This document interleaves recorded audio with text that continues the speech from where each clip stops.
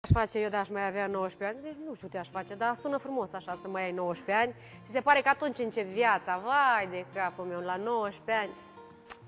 Iată, ea îi are, Eli, sunt a ei toți, îi merită cu vârf și îndesat să se bucure de ei și la mai mare.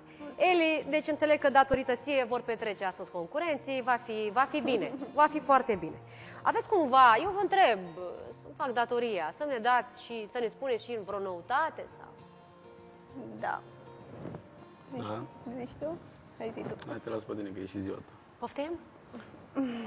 O las pe Eli să spune. Nu, eu zic că tu ești bărbat. Da, zi, hai. De sâmbătă formăm un cuplu. Aleluia! Sâmbătă a fost în cât, ca să țin eu minte? Sâmbătă a fost în 11. Le ținem. Mai 11 era Andrei Cristina. Are vreo legătură?